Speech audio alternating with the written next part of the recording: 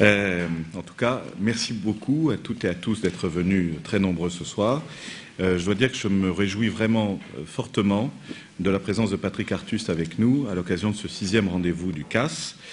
Je ne crois pas qu'il soit très utile de présenter Patrick Artus, et donc naturellement, je vais quand même le présenter, puisque c'est la règle du jeu. Monsieur Artus est membre du Conseil d'analyse économique. Il est également directeur de la recherche et des études de Natixis. Il est professeur d'économie à l'Université de Paris 1 Panthéon-Sorbonne. Et il est connu à la fois pour sa liberté de ton, je suis sûr que vous allez le voir ce soir, et pour sa capacité productive surhumaine. Chaque semaine, ce ne sont pas moins de 5 ou 6 notes qui sortent de ses services pour le plus grand bonheur et le plus grand intérêt des économistes, des décideurs politiques ou administratifs, comme pour tous ceux qui ont à cœur de saisir les tenants et les aboutissants des crises successives que nous vivons maintenant depuis près de 4 ans. Patrick Artus est bien connu pour ses diagnostics qui, je le disais, ne s'embarrassent pas de faux-semblants ou de circonlocutions oiseuses. Quelques exemples. Il n'a pas attendu la crise des dettes souveraines pour dénoncer le fardeau que les pays européens risquent de faire peser sur les épaules de leurs enfants. C'est dans Comment nous avons ruiné nos enfants en 2008.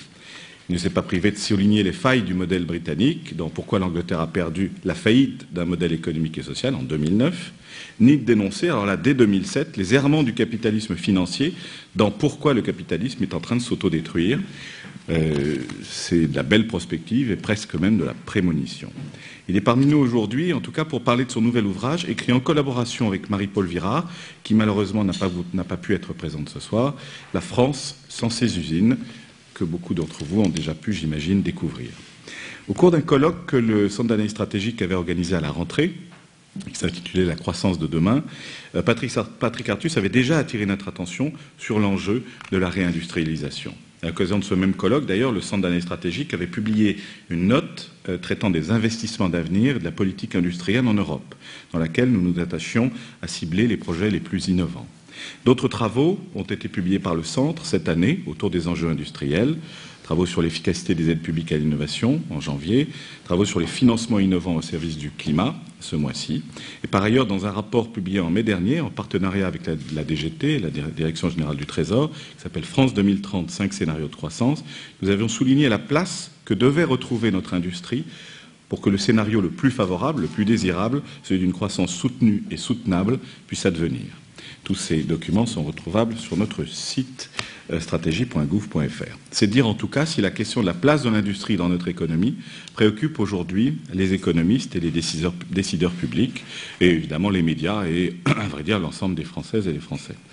La perte de vitesse de l'industrie française est en effet, hélas, je crois, assez indéniable, même si le diagnostic précis, objectif, quantifié du phénomène est parfois peu en rendez-vous. Chacun y va jusqu'à aujourd'hui de son interprétation. Ça peut être la montée en puissance, la concurrence des grands émergents, premier chef la Chine naturellement, le libre-échange pour certains, le coût du travail et la compétitivité prix, ou encore les conséquences des 35 heures et j'en passe.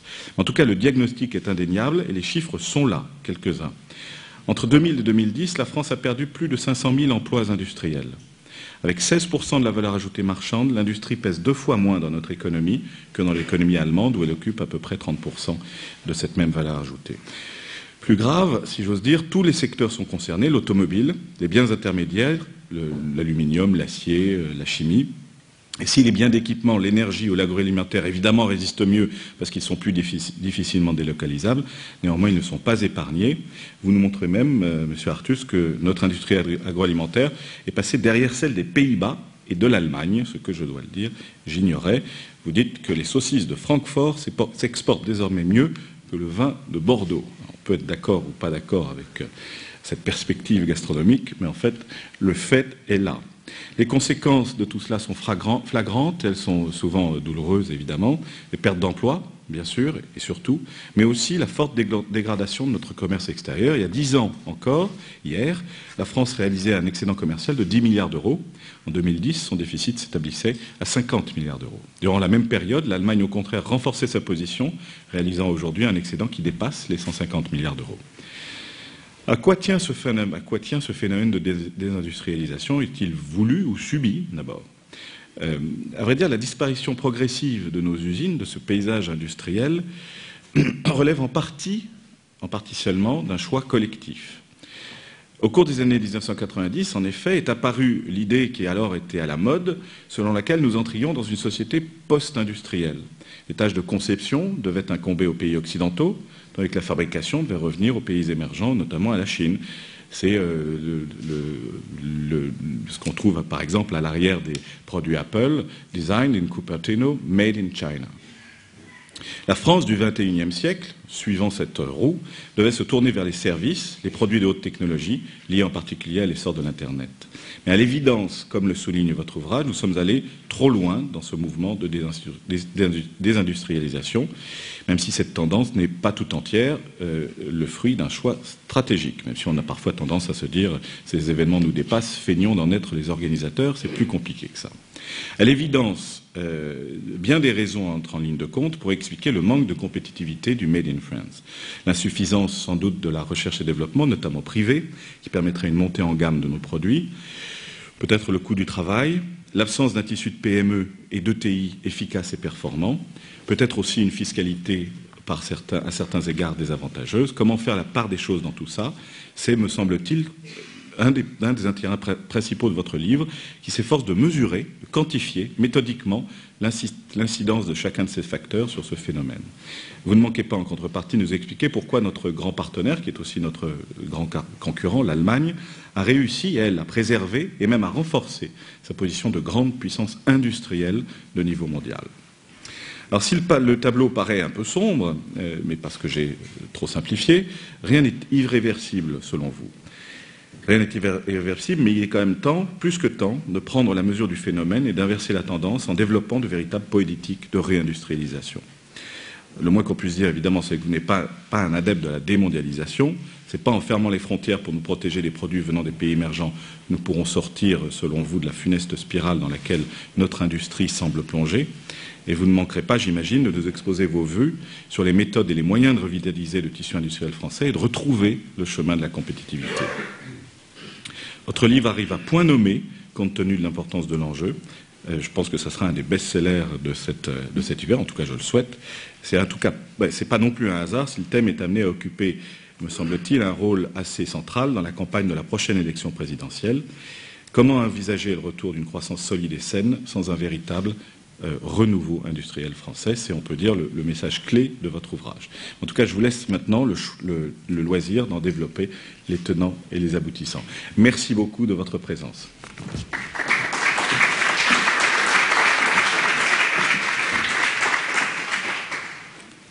Merci beaucoup. Il n'y a échappé personne que vous ayez vraiment lu le livre. Donc, merci de cette introduction. Donc, je vais essayer de ne pas répéter ce que vous avez déjà clairement dit. Bonsoir à tous. Je crois que ce qui est intéressant quand on écrit un livre, c'est une phase très dure qui est de l'écrire. Avec Marie-Paul Virard, qui est vraiment désolé de ne pas pouvoir être là ce soir, et qui a un gros problème familial, mais qui sinon serait évidemment venu. On a une longue tradition d'écriture de livres ensemble. Ce qui est sympathique après, c'est d'en débattre. Donc la dernière fois qu'on a fait ça, c'était aux Journées d'économie de Lyon, qui était vraiment centré sur la réindustrialisation.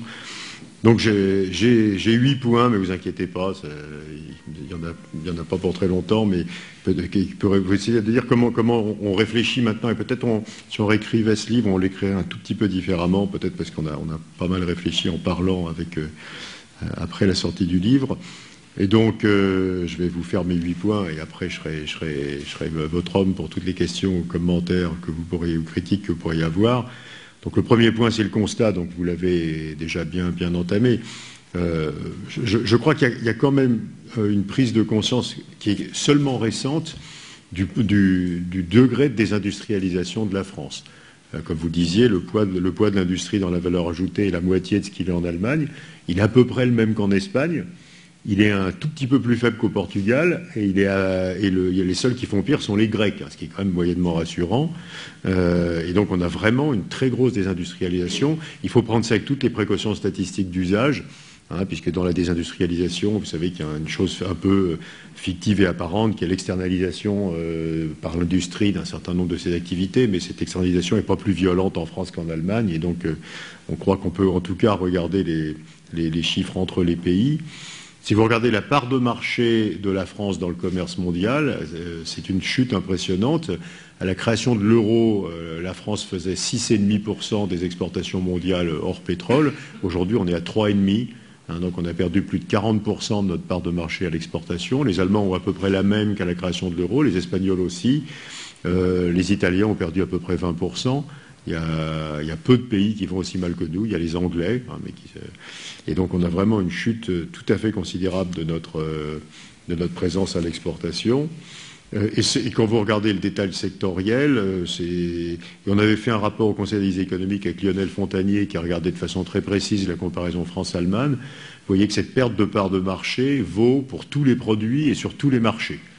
Donc contrairement à l'idée reçue, c'est pas parce qu'on vend moins de biens d'équipement aux émergents, vous voyez, qui sont des choses qu'on lit. Non, c'est tout partout. Et à peu près dans les mêmes proportions. Et donc c'est quelque chose qui est quand même extrêmement inquiétant. Donc voilà, on a vraiment une très forte désindustrialisation. Les effets, qui est mon deuxième point, vous les avez évoqués. Évidemment, on a perdu des emplois industriels.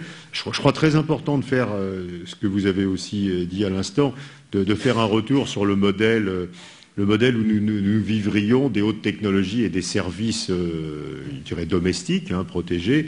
Ce modèle est une illusion, mais les Américains l'ont entretenu comme nous. On n'est pas les seuls à avoir eu cette illusion.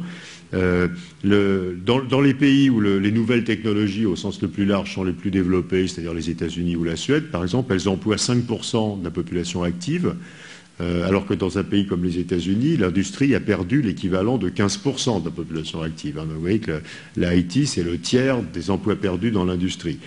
Et donc ça ne suffit pas du tout à compenser la désindustrialisation. Et puis l'IT, c'est daté, quand vous regardez les chiffres, c'est 1995-2000. Depuis 2000, il y a au contraire plutôt des pertes d'emplois dans les nouvelles technologies de l'information, au sens habituel, et plus de création d'emplois. Aucun pays n'arrive à compenser son déficit pour les biens par un excédent par des services. Celui qui le fait le mieux, c'est le Royaume-Uni. Le Royaume-Uni a un excédent pour les services, ce qui inclut les services financiers, juridiques, etc., qui est à peu près 3 points de produit intérieur brut, et reste quand même avec un déficit extérieur, malgré ça, qui est de 5, 6 ou 7 points suivant les années de produit intérieur brut. Les États-Unis ont un excédent des services qui est de 1,5 point du produit intérieur brut. La Grèce, dont on parle, a 10 points de PIB de déficit de la balance courante, avec 3 points d'excédent du tourisme et 15 points de déficit pour les biens. Donc ce n'est pas possible. Alors, on ne parle pas aujourd'hui, ce soir, de la crise financière, on a du mal à y échapper, mais enfin, la vision allemande où on peut rééquilibrer ses comptes extérieurs par les services, le tourisme, se heurte à la réalité. C'est pas possible. Il n'y a aucun pays désindustrialisé, quel que soit le développement de ses services exportables, qui arrive à équilibrer sa balance courante. Et donc, nous sommes condamnés à un déficit extérieur chronique dans un environnement où les pays se prêtent de moins en moins facilement entre eux, puisque la crise financière, et c'était mon point 3, mais je vous le dis maintenant, enfin, là, je pense pas pour tous les pays, pas pour l'Italie, par exemple, l'industrie italienne a des excédents extérieurs, mais pour la France, pour la Grèce, pour le Portugal, pour l'Espagne, pour la crise, et pas pour l'Irlande, qui est un grand pays industriel, mais la crise financière est aussi une crise de l'endettement. C'est d'abord une crise de l'endettement extérieur. Les pays qui ont des déficits extérieurs chroniques doivent s'endetter.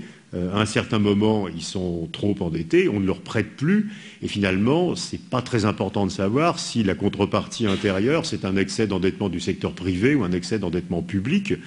Ce qui se heurte à une limite, c'est la capacité d'endettement global du pays auprès des autres pays. C'est exactement la situation aujourd'hui dans beaucoup de pays de la zone euro. Donc un pays comme la France, qui a un déficit extérieur qui n'est pas encore considérable, parce qu'on a le tourisme, mais qui a un déficit extérieur qui s'accroît et qui est chronique, va se heurter progressivement à cette même contrainte qui est que finalement la mobilité internationale des capitaux, particulièrement à l'intérieur de l'Europe, vient beaucoup de se réduire. Et puis, évidemment, il y a d'autres conséquences négatives, les inégalités de revenus. Alors on s'attache beaucoup dans la campagne électorale et dans les médias à parler des inégalités extrêmes de revenus, c'est-à-dire ce qu'on appelle les très riches. Mais là, on est en train de parler de quelques centaines ou de quelques milliers d'individus. Je crois que ce qui est en train de se produire est beaucoup plus grave. C'est la destruction des emplois industriels qui sont les emplois de niveau de revenus intermédiaires.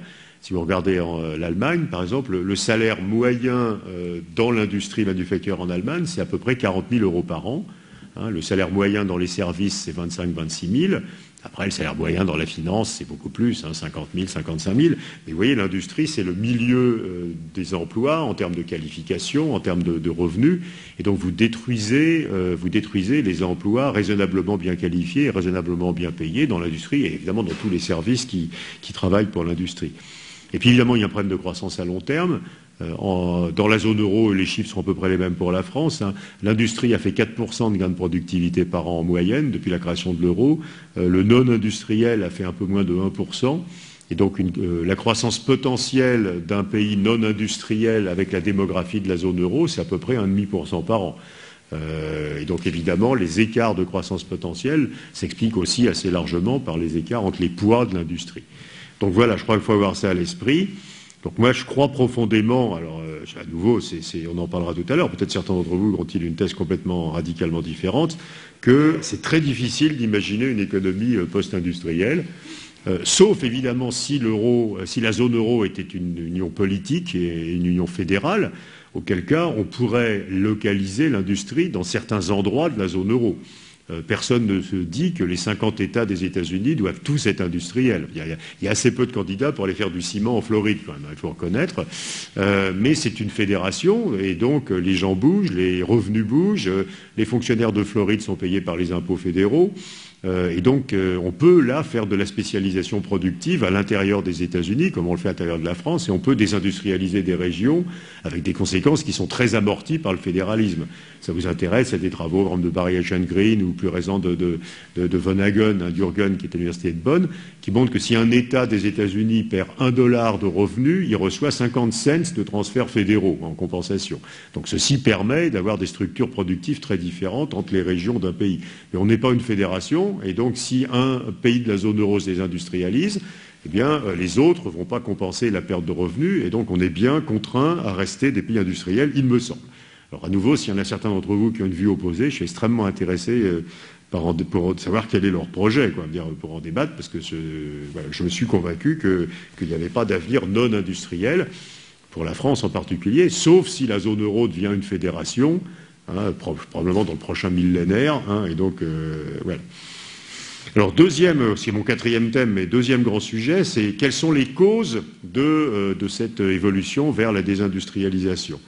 Et je crois qu'il y a vraiment il y a deux possibilités. Il y a des gens qui privilégient les causes macroéconomiques. Donc à Lyon, au Journée de l'économie, on a eu un débat là-dessus. Ce qui est très intéressant, c'est de voir que Laurence Parisot, par exemple, le MEDEF, a une vision très macroéconomique en expliquant que la désindustrialisation, c'est un problème de coût de production.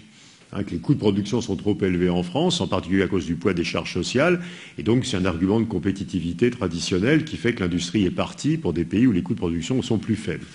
Alors honnêtement, j'y crois pas du tout. Je pense que je dirai un mot de la fiscalité tout à l'heure, je pense que les charges sociales sont un problème, c'est un problème en termes de création d'emplois, d'offres, mais je ne pense pas que ce soit l'explication de notre désindustrialisation. Si vous comparez le coût du travail en France et en Allemagne, aux erreurs de mesure près qui ont été graves récemment, mais enfin qui sont à peu près corrigées, il est le même, c'est 33 € de l'heure, avec en Allemagne un peu plus de salaire, un peu moins de charges, et en France l'inverse, mais finalement, vous avez du mal à expliquer que l'Allemagne exporte 4 fois plus que la France, alors que les coûts du travail sont les mêmes, Donc il me semble qu'il y a un problème de fiscalité en France, et elle est pénalisante pour l'emploi, mais je ne crois pas qu'elle puisse expliquer assez la désindustrialisation. Donc je pense que le MEDEF est parti sur une mauvaise piste en attribuant la désindustrialisation essentiellement au coût du travail et en proposant comme solution la baisse des salaires, en fait. Moi, il me semble que c'est plutôt dans la microéconomie qu'il faut chercher les pistes. Alors, c'est très difficile de faire des estimations quantitatives. Ce qui est tout à fait clair quand on travaille sur ce sujet, alors on en fait largement mention dans le livre parce que ça nous a vraiment intrigué et semblé important. La dynamique des PME, c'est que quand on fait des statistiques de PME en France, on trouve qu'elles sont petites, peu exportatrices et peu dynamiques. Mais on s'aperçoit que c'est très biaisé parce qu'en réalité, ce qui se passe, c'est que les PME dynamiques, exportatrices et en croissance importante et qui ont des produits nouveaux sont avalées par les grands groupes avant l'âge adulte. Il y a 16% ou presque 17% des PME de 250 à 500 salariés tous les ans qui sont achetés par un grand groupe. Et donc on ne voit jamais arriver au stade de grosses PME, les PME qui exportent et qui ont des productivités élevées et qui ont une croissance forte, elles sont mangées par les grands groupes. Et apparemment, une fois qu'elles sont mangées par les grands groupes, leur qualité de PME disparaissent. Alors, ceci est vraiment, il me semble, extrêmement important. Et si vous faites les quelques calculs qu'on a faits qui disent si on avait la démographie de PME de l'Allemagne, on s'aperçoit qu'on aurait à peu près 3 fois plus d'exportations. Il y a 250 000 entreprises exportatrices en Allemagne, il y en a 90 000 en France. Il y a des travaux, par exemple, de Francis Gramars qui montrent qu'on peut pratiquement faire des choses linéaires. Vos exportations sont à peu près proportionnelles au nombre d'entreprises qui exportent le plus souvent un produit vers une destination. Et donc, on aurait à peu près 3 fois plus d'exportations si notre dynamique des PME était celle de l'Allemagne. Donc, il y a vraiment quelque chose à creuser là, dans cette disparition des PME dynamiques. Et donc, il faudrait être sûr qu'on comprend exactement pourquoi les patrons de PME à succès vendent leur affaire, alors qu'en Allemagne ou en Suède, ils réinvestissent dans leur affaire jusqu'à ce qu'elles deviennent très grosses et très exportatrices et en très forte croissance. Alors, on propose quelques pistes dans le livre. À nouveau, ces pistes sont justes. Ce qui est extrêmement difficile, c'est de pondérer les causes pour leur attribuer une responsabilité respective. Les relations de sous-traitance. Alors vous savez tous, ce sont des choses qui commencent à être bien documentées. D'ailleurs, il y a un médiateur de la sous-traitance que je vous recommande de rencontrer, qui est quand même spectaculaire dans ce qu'il vous dit, de ce qu'il voit sur le terrain. Les grands groupes se comportent en France avec leurs sous-traitants de façon extrêmement différente de ce qu'on voit en Allemagne, où les grands groupes allemands essaient d'entretenir autour d'elles un tissu de PME qui grandissent, qui sont en bonne santé financière, qui vont exporter. Les entreprises françaises n'ont qu'une idée, c'est de baisser les prix de leurs pièces. Donc il y a une relation extrêmement malsaine entre les grands groupes et les sous-traitants. Relation avec l'administration. Alors les témoignages sont aussi extrêmement critiques, en disant que l'administration considère les patrons de PME plutôt comme des suspects de fraude que comme des individus qu'il faut aider. Il y a une enquête d'Ernst & Young qui est pas mal faite, qui est sortie il y a un mois, qui étudie des gros échantillons de patrons de PME dans plein de pays. Et il y a une des questions qui est: est-ce que vous jugez que l'administration de votre pays vous aide dans la gestion de votre entreprise Et il y a 75% des patrons de PME qui répondent non, et 75% des patrons de PME allemandes qui répondent oui. Et d'ailleurs, 98% des patrons de PME indiennes qui répondent oui. Voilà. Sur l'aspect PME, j'y reviens avant. Je pense qu'il y a une responsabilité des deux côtés sur la disparition des PME. Les grands groupes aiment bien faire de la croissance externe. Faire de la croissance externe, c'est pratique. Vous récupérez un produit dont vous savez qu'il marche. Donc pour un grand groupe, c'est sécurisant. C'est à la limite plus sécurisant que d'investir soi-même. Et le problème, c'est que le grand groupe récupère le produit et pas forcément l'appareil de production qui va avec. Et puis pour les patrons de PME, vous voyez de plus en plus le comportement. Allez écouter des cours de création d'entreprises dans les grandes écoles de commerce, c'est quand même assez édifiant. On explique aux jeunes qui vont créer des entreprises que leur objectif, c'est de la revendre 3 ans après. C'est pas d'en fabriquer un grand groupe, c'est de faire du pognon en vendant, en gros. Bon, c'est humain, mais on voit bien que une espèce de financiarisation du management de PME, qui n'est pas la tradition allemande, qui n'est pas la tradition des grosses entreprises familiales en France, par exemple, et qui est la tradition des jeunes créateurs d'entreprises, qui gèrent en fait leur entreprise plutôt comme s'ils étaient eux-mêmes un fonds de private equity qu'un patron d'entreprise. Donc je crois qu'il y a un problème sociologique aussi des créateurs. Voilà. Il y a 2 choses que je veux dire encore sur les causes. La première, on documente, et c'est très très clair dans les chiffres, que la façon dont on négocie entre syndicats et entreprises en France est très différente de la façon dont on négocie dans d'autres pays, comme l'Allemagne, comme les Pays-Bas, comme les pays nordiques. Alors j'enfonce une porte ouverte, mais ça nous a quand même frappé. Et du coup, la négociation en France est une négociation qui est pratiquement exclusivement sur les salaires. Ce qui est quand même très frappant en France, c'est qu'il n'y a pas de négociation salaire-emploi. C'est des vieilles choses que connaissent bien les gens qui travaillent sur le marché du travail. Et donc on voit très bien que dans l'industrie française, même quand il y a une situation extraordinairement difficile, il n'y a pas de modération salariale en échange des emplois. Parce que savent faire les syndicats allemands. On ne va pas augmenter les salaires, mais le patronat s'engage sur le maintien d'emplois et les créations d'emplois. Ce type de négociation est extrêmement rare en France. Et du coup, on n'a pas du tout les salaires dans l'industrie française sont absolument pas liés à la santé ou à la situation économique de l'industrie. Même quand ça va très mal, les salaires augmentent à peu près autant que quand ça va très bien, ce qui est évidemment très déstabilisant. Et dernier point, le niveau de gamme. Alors pour nous, et ça fait maintenant 10 ans au CAE qu'on écrit des rapports les uns après les autres pour raconter la même histoire. Là, il y a un problème de niveau de gamme de l'industrie française, à nouveau qui se voit sur tous les produits, et qui se révèle par l'évolution des marges bénéficiaires de l'industrie. Les marges bénéficiaires de l'industrie ont baissé continuellement en France depuis 1999, et c'est le seul pays de l'OCDE où les marges bénéficiaires de l'industrie baissent. Partout, elles sont stables ou elles augmentent légèrement. Elles baissent fortement en France. Les prix de production de l'industrie augmentent moins vite que les coûts, que ce soit les coûts salariaux ou les coûts des matières premières. L'industrie française ne peut pas passer dans ses prix ces coûts quand ils augmentent.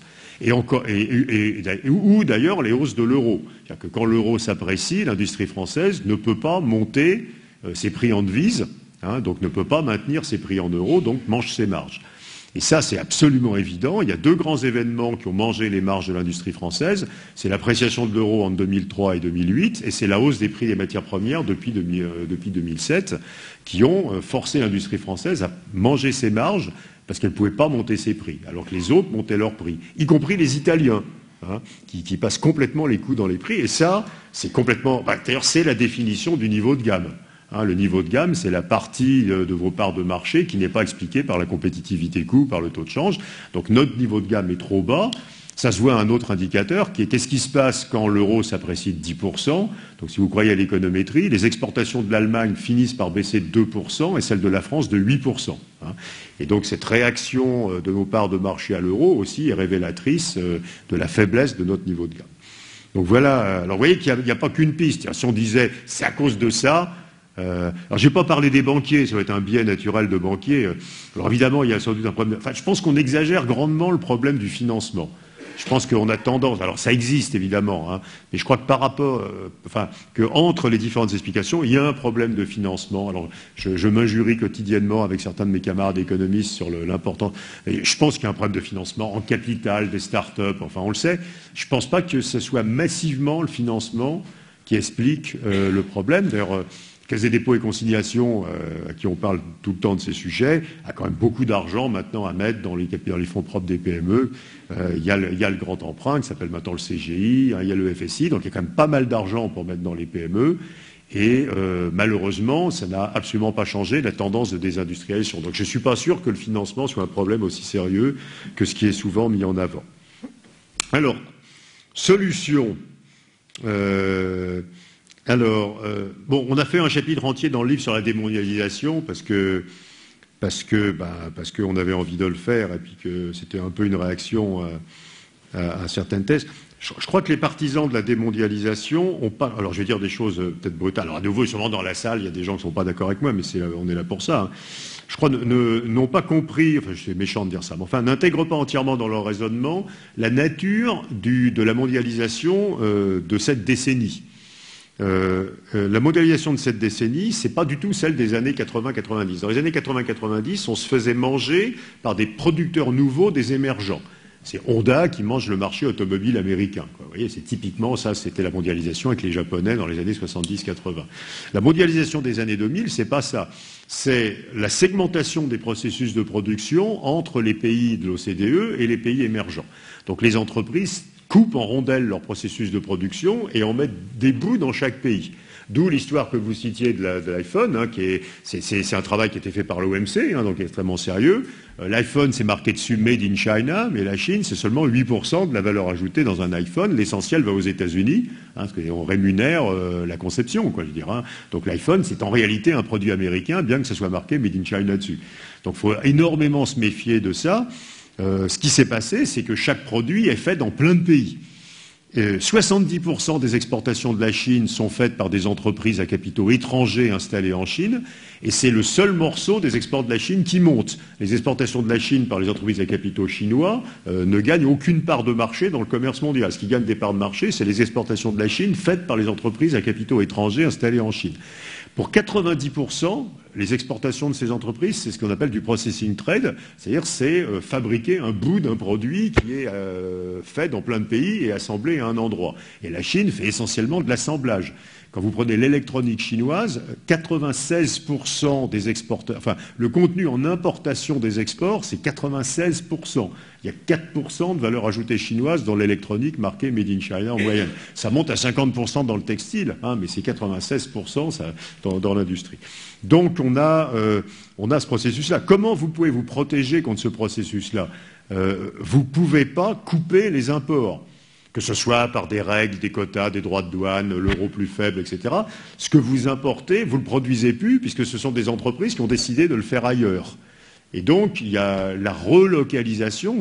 Alors, on peut aux 20 heures montrer toujours une entreprise qui a relocalisé sa chaîne de ceci, cela. En général, c'est qu'elle était tombée chez un gangster chinois qui la volait, et elle a trouvé que c'était mieux d'être à la maison. Et des gangsters chinois, il y en a quand même plein les rues, hein, mais c'est marginal en termes macroéconomie, la relocalisation. Oui, c'est pas à nouveau, quand on était mangé par Honda dans les années 70, on a mis des quotas sur les entreprises japonaises qui ont disparu récemment, et ça a marché très bien. Vous disiez, les entreprises japonaises, les autos japonaises, bon, j'en veux pas. Ou alors, ça sera X% du marché et pas plus. Ça marchait très bien et Honda, donc, a pas dépassé ses quotas. Vous pouvez pas faire ça aujourd'hui.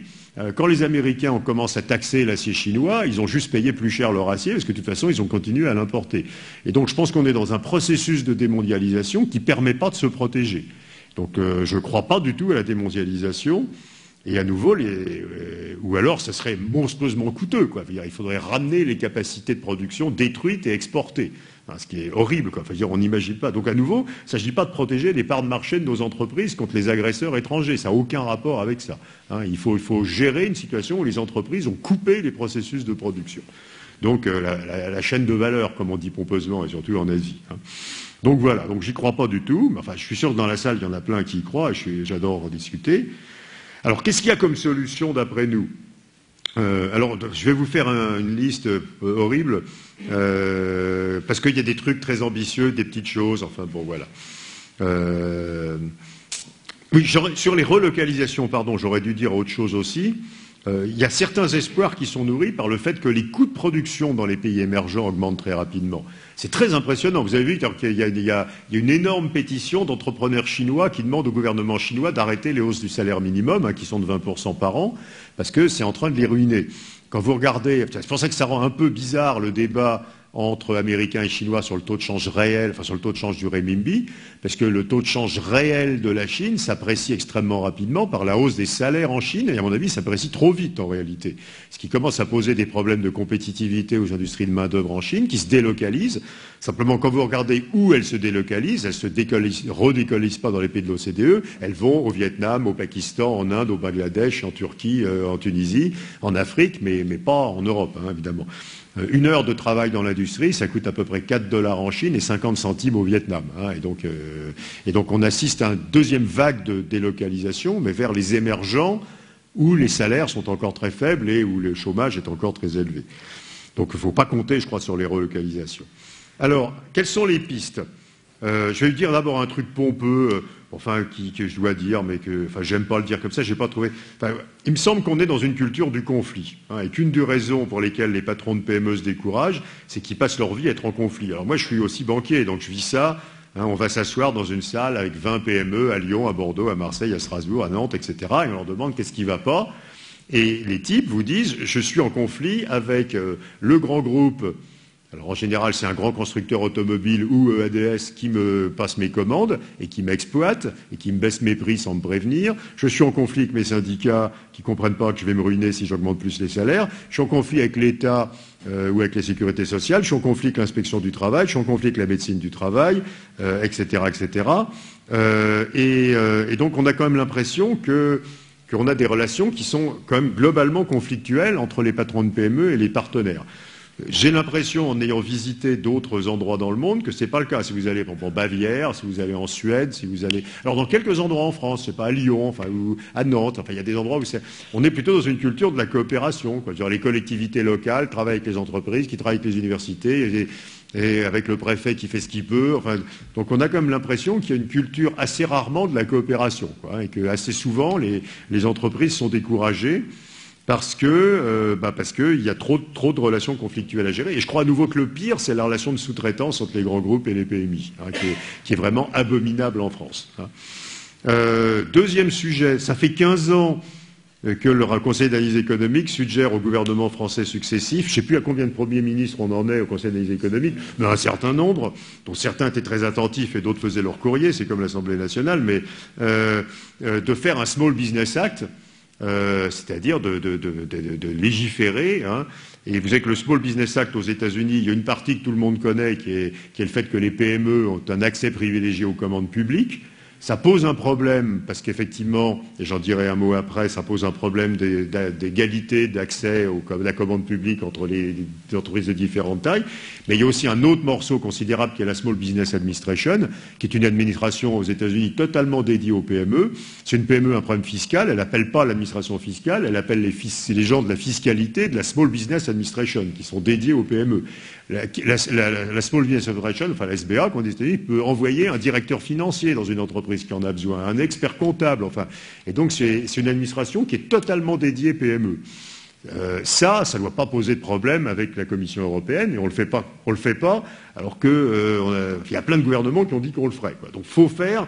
Il me semble qu'il faut aider les PME dans leurs relations avec leurs financiers. Il se fait des choses bien. Je veux dire, le médiateur du crédit et le médiateur de la sous-traitance, c'est deux très bonnes innovations du gouvernement. Simplement, il y a le passage micro-macro qui est compliqué. Hein. Réforme fiscale. Alors, réforme fiscale, comme j'ai dit, je ne crois pas que la fiscalité soit la cause de la désindustrialisation. Cela étant, ça ne veut pas dire que dans l'autre sens, une réforme fiscale ne pourrait pas avoir des effets favorables. C'est pas parce que c'est pas la cause. Donc moi, je redis, c'est pas le sujet ce soir, mais enfin, il me semble que avec tous nos camarades du CAE, du CAST, enfin, on est tous plus ou moins d'accord pour dire qu'il y a un problème qui est le partage du poids de la fiscalité en France entre les revenus du travail et les revenus du capital, et qu'une réforme fiscale qui défiscaliserait un peu les revenus du travail et qui fiscaliserait un peu plus les revenus du capital irait dans le sens de la création d'emplois et de la croissance des entreprises. Et la forme technique, c'est le passage des cotisations sociales à la CSG, puisque vous savez que la TVA est presque un impôt sur le revenu du travail, puisque les revenus du capital sont très peu consommés. Donc quand vous taxez la consommation, vous taxez en fait à peu près les revenus du travail. Et puis que par contre, l'aspect d'évaluation de la TVA nous plaît pas, à Marie-Paul Virard et à moi. Je sais que j'ai des camarades qui ne sont pas de cet avis, parce que c'est une dévaluation du franc que vous faites quand vous montez la TVA. C'est quand même pas gigantesquement coopératif, quoi, je veux dire. Donc on a du mal comme gouvernement à soutenir l'idée qu'il faut faire de l'harmonisation fiscale en Europe pour éviter les biais de concurrence et en même temps à dévaluer le franc, quoi. Mais j'ai des petits camarades qui me disent « Il n'y a qu'à y aller, les Allemands, ils vont voir ce qu'ils vont voir ». Bon, je suis pas sûr que c'est une très bonne idée de dévaluer le franc, quoi. Enfin bon. Après. Alors, le sujet dont je vais dire un mot aussi, et je m'arrête rapidement, ne vous inquiétez pas, c'est un vrai débat hein, qui anime beaucoup en général quand il y a des gens des deux bords, c'est est-ce qu'il faut soutenir plutôt les consommateurs ou plutôt les producteurs? En fait, c'est le conflit politique industrielle versus politique de la concurrence. Alors, on a beaucoup parlé de ça. C'est que Philippe Aguillon travaille beaucoup là-dessus avec le commissaire à la concurrence à Bruxelles. Enfin, on a beaucoup réfléchi à ça. Le commissaire à la concurrence, hein, Almunia, pour ne pas le citer, a une vision très arrêtée, c'est que toute aide à un secteur industriel est incompatible avec la pratique de la concurrence en Europe, enfin toute aide publique. Hein. Et ça interdit à l'État en fait d'aider un secteur, en fait. Hein. Les aides sectorielles considèrent que c'est le démon. Moi, je pense qu'il faut réfléchir. C'est vrai si les aides publiques fabriquent des rentes.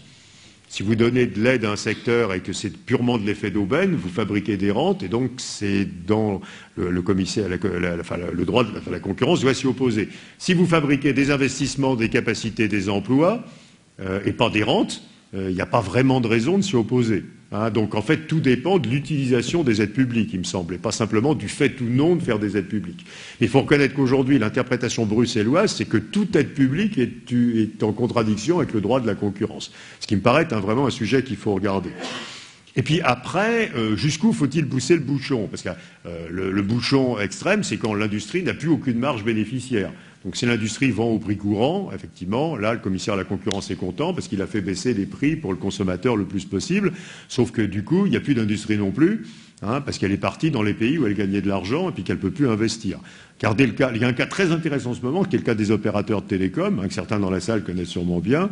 Les opérateurs de télécom sont pris entre un régulateur qui adhère aux tests de la concurrence qui leur demande de baisser leurs prix, et par ailleurs une demande qui est une demande d'investissement dans le réseau qui nécessiterait qu'ils aient des profits bien plus importants qu'aujourd'hui. Et donc on ne sait pas, il peut y avoir un conflit dans certains cas. Hein. Donc voilà, donc je crois que c'est un point de réflexion. Il peut y avoir conflit entre la pratique européenne de la concurrence et la réindustrialisation, en particulier si l'État décide qu'il faut aider certains secteurs. Hein. Après, qu'est-ce qu'il faut... Comment faut-il... qu'est-ce que c'est qu'une nouvelle politique? Alors, je dis pas un mot de la formation. À Lyon, au Journée de l'économie, on a eu un grand débat sur la formation scientifique des jeunes Français, qui est un débat très animé, alimenté par le fait que si vous regardez les notes PISA, les Français sont les plus nuls en physique et en chimie, pratiquement de tous les pays sondés, ce qui, évidemment, prédispose pas à faire une carrière industrielle, quoi, je veux dire. Hein. Donc peut-être un peu regarder. Donc moi, j'y connais pas grand-chose. Il y a des garçons, des amis qui travaillent là-dessus. Sur l'éducation scientifique à partir du collège, quoi. Dire, pareil qu'on fait ça trop tard, on fait ça qu'au lycée, on le fait pas bien, c'est pas assez attrayant, c'est trop théorique, c'est pas. Bon, il y a un problème de culture scientifique des jeunes Français. Et c'est vrai que quand on va voir des patrons de grosses PME industrielles partout, ils vous disent on n'arrive pas à embaucher, ce qui est quand même extrêmement frustrant, hein, qu'il y a un problème d'embauche de jeunes à formation scientifique. Enfin bon. Alors ensuite, c'est quoi une nouvelle politique industrielle? Je ne veux pas dire des trucs très originaux, mais il y a un vrai débat qui est est-ce que c'est la logique de niche habituelle à la française? Et le dernier défenseur de la logique de niche, rappelez-vous, c'est il n'y a pas tellement longtemps, hein, c'était Jean-Louis Beffa, hein, le rapport Beffa à Chirac, hein, sur qu'est-ce qu'il faut faire pour réindustrialiser la France. Donc on reste dans la logique à la française où on va sélectionner 3 ou 4 grands projets porteurs de grands groupes français. Donc moi c'est ce qu'on appelle dans le bouquin quelque part, je crois, le gaullisme motorisé. Hein. Donc on fait des Airbus, des TGV, enfin bon, depuis on fait du nucléaire, et donc on a 3 niches. Et évidemment on voit aujourd'hui, mais je pense que c'est pas du tout la bonne technologie, que d'abord que dans les 3 niches, il y en a 2 qui sont moribondes, c'est un peu ennuyeux, que ça crée pas des tonnes d'emplois, et que c'est pas comme ça que marchent les pays industriels. Les pays industriels, comme on le disait avant, ils montent en gamme pour tout. Donc ils font pas 3 niches industrielles, ils font du haut de gamme, de la chimie, du verre, du textile, de l'acier, des pompes, des tuyaux et du plastique, etc. Donc c'est du et donc alors juste la footnote de professeur de macroéconomie, mais j'aime bien la faire. Je crois qu'il y a une mauvaise conception en France de la théorie du commerce international. Donc on en est resté avec Caroline Samuelson. Avec Caroline Samuelson, c'est vous arrêtez de faire certains biens et les autres les font et vous spécialisez dans certains biens. Donc vous ne faites que les biens pour lesquels vous avez des avantages comparatifs ou des dotations factorielles. Et donc on fait certains produits et pas les autres. Donc je crois qu'on en est resté là, alors qu'on sait aujourd'hui, et c'est pour ça que Krugman a eu le prix Nobel, hein, que c'est pas comme ça du tout que ça se passe. La spécialisation, c'est de la spécialisation qui est intra-branche, qui n'est pas interbranche. On produit tous les mêmes biens, mais à des niveaux différents de sophistication, de qualité, ce qu'on appelle des variétés différentes des mêmes biens. Donc on fait tous les biens. Et on les fait simplement, il faut essayer de les faire nous à un niveau de sophistication plus élevé que les pays émergents. Et donc on sait que c'est ça la bonne théorie du commerce international. C'est Krugman et c'est pas avec Caroline Samuelson. Et donc l'État français est resté dans une culture avec Caroline Samuelson, en disant on fait plus d'électronique mais on fait des TGV. Alors que l'Allemagne c'est une culture à la Krugman où on fait tout plus compliqué que les Chinois. Et c'est évidemment c'est l'approche Krugman qui est la bonne. La totalité pratiquement de nos échanges sont des échanges intra-branches et pas interbranches. Donc je crois que voilà. Et donc, c'est un vrai sujet. C'est-à-dire qu'il faut éviter de retomber dans ce qui ne marche pas, c'est-à-dire d'aller rechercher 3 grands projets soutenus par l'État et en coordination avec 3 grands groupes, parce que ça va créer pas grand-chose comme emploi, et c'est pas ça qui fera de nous un pays industriel. Donc, le haut de gamme, à nouveau, c'est pas ça. Le haut de gamme, c'est de faire tout en haut de gamme. Ça, c'est un point auquel je tiens beaucoup, et j'en veux beaucoup à Beffa. Alors, la thèse de Beffa est assez crue. Et si Jean-Louis était là, il la défendrait sûrement. La thèse de Beffa est assez crue. La thèse de Beffa, il dit il y a 2 modèles. Il y a le modèle de PME en réseau, qu'on peut appeler Silicon Valley, et puis il y a le modèle de grands groupes porteurs, qui lui dit est le modèle du Japon.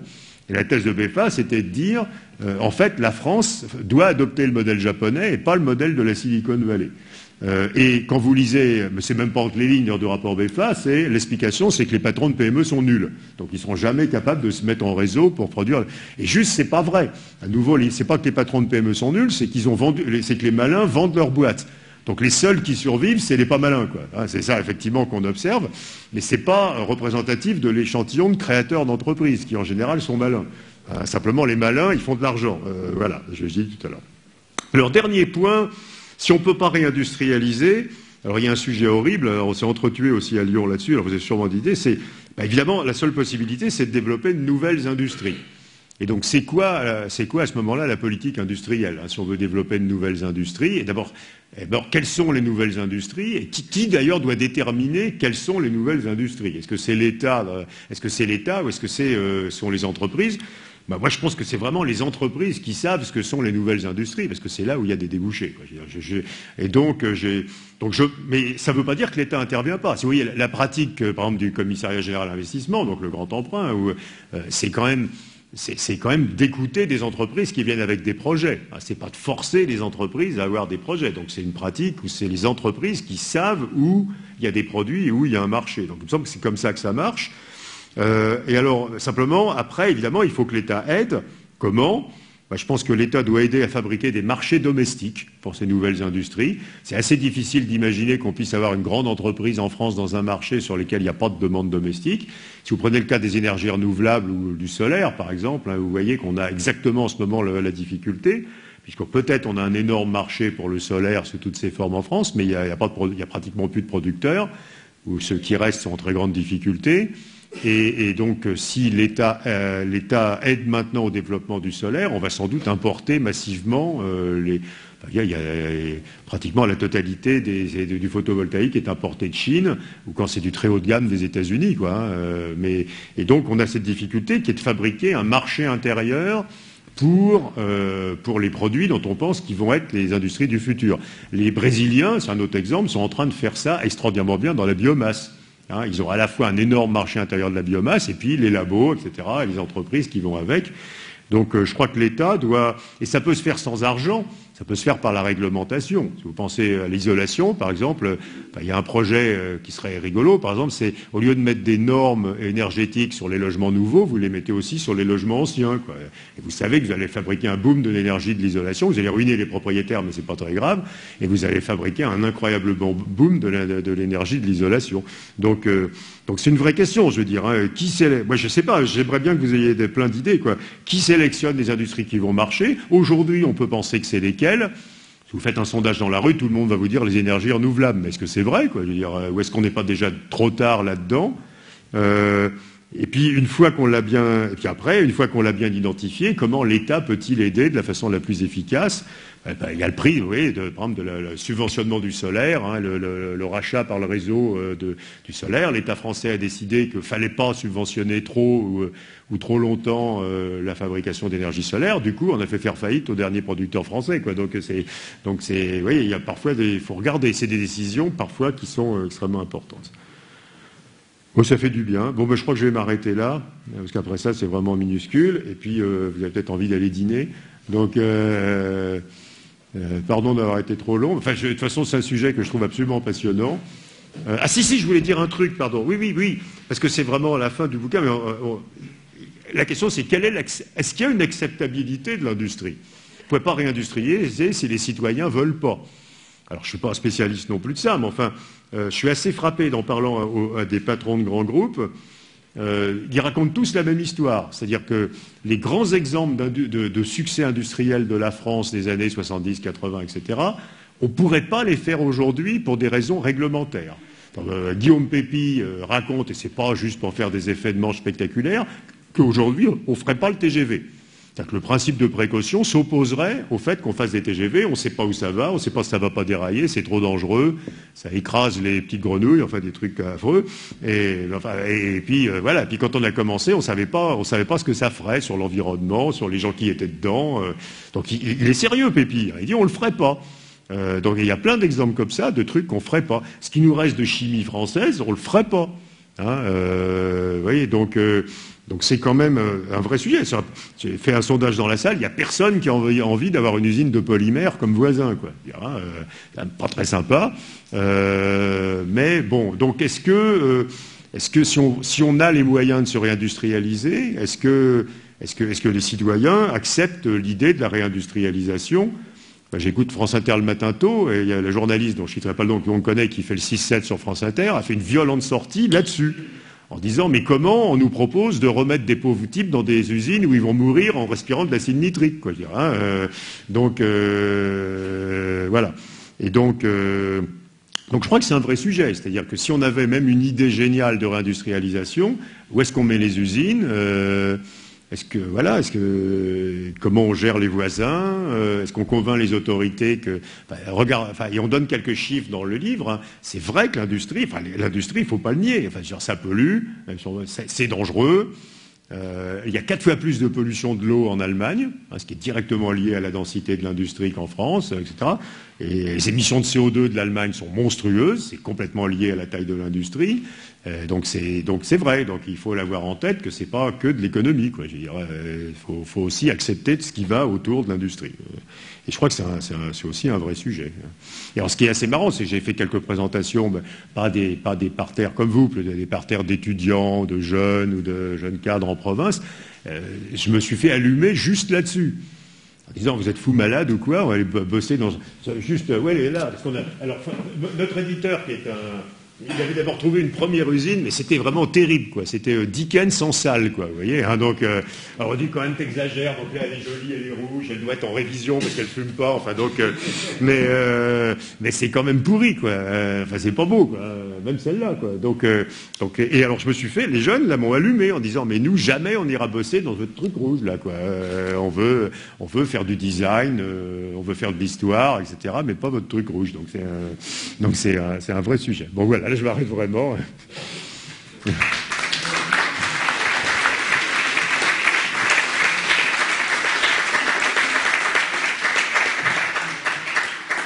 Merci beaucoup. Vous n'avez pas fait mentir votre réputation de conteur. Non, c'était... en fait, on vous aurait... Enfin, moi, en tout cas, on aurait écouté beaucoup plus longtemps encore. Mais c'est vrai que c'est bien d'avoir un peu de place pour des questions. Il y a un micro qui peut se balader dans Je reste là, oui, peut-être parce que je vais avoir besoin des micros. Oui. Bien. Ouais, monsieur. Bonjour, je voudrais rebondir sur 2 points. Peut-être non plus, Jean-Michel Guerin. Je n'aurai pas non plus la langue dans ma poche. D'abord, en ce qui concerne les start-up, vous avez attaqué en disant on crée les start-up pour la vendre dans 3 ans. J'ai l'impression que vous n'avez pas tout à fait bien compris les mécanismes de l'innovation. L'innovation, il y a 2 types. Dans les grands groupes, il y a beaucoup de laboratoires, à juste titre, qui font de l'innovation incrémentale et de l'innovation d'assemblage. Hein, Apple, c'est l'innovation d'assemblage.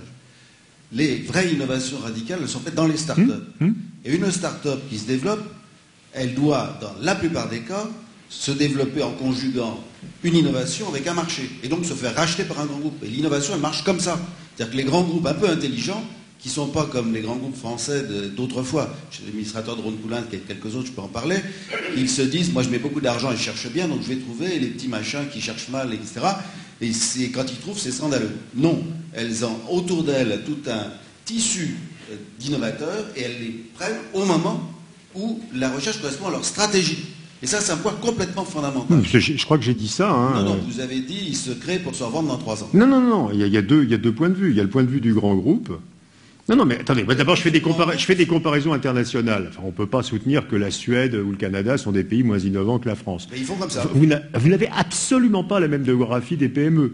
Quand vous regardez les taux de développement ce qui se passe dans ces pays, c'est que les PME rentrent en partenariat avec des grands groupes, mais elles disparaissent pas comme structure juridique. Moi, je crois que ce qui est très grave dans les PME françaises, c'est que ce qu'on voit, c'est que le créateur a une idée, il a un bon produit, et puis il vend à un grand groupe, et il s'en va. C'est-à-dire que le créateur... Bien sûr, il s'en va, mais il doit s'en... Un chef d'entreprise, un créateur, il ne peut pas vivre dans le système de reporting des grands groupes. En général, ça donne des sérieux entrepreneurs. Mais ce qui est important dans les entrepreneurs qui créent plusieurs entreprises. On a vraiment des données très précises, hein, où on suit les entreprises, et puis elles se font acheter, et vous voyez que leur substance disparaît. C'est-à-dire que, par exemple, si elles étaient exportatrices avant, ces exportations disparaissent. Par exemple, parce que le grand groupe va prendre le produit et va le fabriquer ailleurs. Hein, va le mettre dans une de ses usines, n'importe où dans le monde. Moi, je crois quand même qu'il y a une très grande différence entre la pratique française et la pratique étrangère. Je comprends très bien qu'à un certain stade, j'ai passé beaucoup de temps à regarder ça, les gens ont besoin de s'adosser à un grand groupe. En Allemagne, les grands groupes sont adossés à des tonnes de PME qui tournent autour, qui effectivement développent des produits. avec une circulation assez intelligente de la propriété intellectuelle, je trouve, entre le grand groupe et les PME, et de l'aide aux grands groupes au développement des PME, mais il n'y a pas de disparition de la structure PME. Elle travaille avec un grand groupe en partenariat, mais le créateur est toujours là. Il est déchargé du travail embêtant d'être en même temps le gérant des ressources humaines, le directeur financier, etc. Mais il continue à être là. Et la boîte se développe en tant que telle. Ce qui nous a vraiment frappé en France, c'est la démographie incroyable, quoi. Vous avez 17% des PME de 250 à 500 salariés, et on travaille avec l'INSEE là-dessus, enfin, dont on a l'impression qu'elles sont totalement dissoutes une fois qu'elles sont dans le grand groupe. Elles n'existent plus. Le grand groupe, il a pris le produit et ensuite, il n'a pas pris la capacité de production, quoi. On ne se mettra pas d'accord. Non, on ne se mettra pas d'accord. Deuxième point, c'est le coût du travail. Oui. Bon, quand vous regardez, faites la comparaison, dans le temps, entre la France et l'Allemagne. En l'espace de 10 ans, notre coût du travail a dérapé de 15%. On était à peu près à égalité avec l'Allemagne en matière d'échange. On est maintenant à 250 milliards de Je suis d'accord. Si vous prenez la création de l'euro, le coût, c'est dans les données d'Eurostat recalculées, parce qu'il y avait un problème dans les données initiales d'Eurostat, à la création de l'euro, on était 10% moins cher que l'Allemagne en coût total, y compris charge. Dans l'industrie, je parle, parce qu'il faut surtout regarder l'industrie. Oui. Et aujourd'hui, on est à peu près au niveau de l'Allemagne. Mon point, je nie pas que ça existe, hein, et évidemment la différence c'est les charges. Les Allemands ont fait une réforme fiscale où ils ont baissé les charges et ont mis 3 points de TVA. Mais mon point tout à l'heure était de dire, je n'arrive pas à expliquer l'énormité de la déformation des parts de marché à partir de cette petite déformation des coûts. Vous avez 10% d'écart des coûts, c'est majeur. C'est-à-dire que les entreprises n'ont plus les moyens ni de faire de la mais si vous regardez, si vous prenez les Pays-Bas, les coûts salariaux unitaires aux Pays-Bas sont beaucoup plus élevés qu'en France. Et en pourcentage de la... Regardez la dérive. Je vous dis que les Pays-Bas, par exemple, c'est un pays où les coûts salariaux sont nettement plus élevés qu'en France. Et les Pays-Bas ont des masses d'entreprises exportatrices dans les nouvelles technologies, etc. Et donc, j'ai pas dit que c'était pas une explication, hein. J'ai dit simplement que l'énormité du phénomène, qui est 40% de perte de nos parts de marché par rapport à 1999, me paraît extrêmement difficile à attribuer pour une part importante au problème de coût. 10% d'écart, c'est énorme. Dernier point, quand vous parlez de la TVA, la TVA, c'est un impôt sur la consommation, ce qui est très différent des impôts sur la production. Aussi bien l'impôt sur le capital que l'impôt sur les revenus, c'est un impôt sur la production. La TVA, c'est un impôt sur la consommation, et c'est pas tous les mêmes produits. Je répète mon point tout à l'heure. Je comparais la TVA et les charges. Il y a deux différences. C'est que la TVA ne taxe pas les exports. Et donc la TVA, on l'a dit avant, est assimilable à une dévaluation. Mais la seconde différence, c'est que la TVA taxe la consommation. Mais le problème ici, c'est que la propension à consommer les revenus du capital est très petite. Et donc si vous êtes dans le cas extrême où la propension à épargner le revenu du capital est de 1, la consommation n'est qu'une consommation que des revenus salariaux. Donc quand vous taxez la consommation, de fait, c'est une taxe sur le revenu du travail. Donc il reste une taxe sur le revenu du travail et l'effet d'évaluation, quoi, en gros. Et il y a très peu d'effets de report de la taxation du travail vers la taxation du capital, à cause de l'écart énorme entre les taux d'épargne et ça c'est très bien documenté aussi par l'INSEE, hein, le taux d'épargne a une fonction incroyable. Enfin, le taux d'épargne est extrêmement élevé sur les revenus du patrimoine qui sont touchés par les Français qui ont les revenus les plus élevés. Et donc, en fait, quand vous taxez la consommation, vous taxez extraordinairement peu les revenus du capital. Il faut investir dans le pays. Il y a une question dans la salle là-bas. Je ne voudrais pas qu'on oublie les personnes qui n'ont pas eu la chance d'être dans cette salle. Il y a madame. Je vous passerai la parole, monsieur, bien sûr. Bonjour, Catherine. Bonjour, Catherine Gallou. Ne croyez-vous pas que l'avenir, c'est justement un mix? Attendez, pardon, je crois que votre micro... Le mix pourrait être un renversement des propositions. Je ne vais pas citer de qui je suis actuellement.